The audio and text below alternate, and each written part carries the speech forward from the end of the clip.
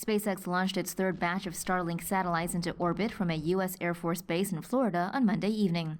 Space.com reports that a Falcon 9 rocket carried the satellites in its first stage, and that the launch marked the second time SpaceX reused a booster 4 times.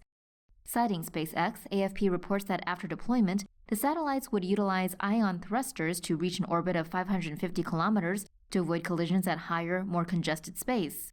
MIT Technology Review reports that SpaceX now operates 180 Starlinks, making the company the owner of the world's largest constellation of commercial satellites. According to the publication, the reusable first-stage booster was successfully recovered by a drone ship in the Atlantic Ocean, but not the payload fairing. The lost component is worth an estimated $3 million. However, the program has come under criticism because the satellites reflect glare that interferes with astronomical observatories. The MIT Technology Review reports that SpaceX has applied a light-absorbing coating to the new satellites to address those concerns.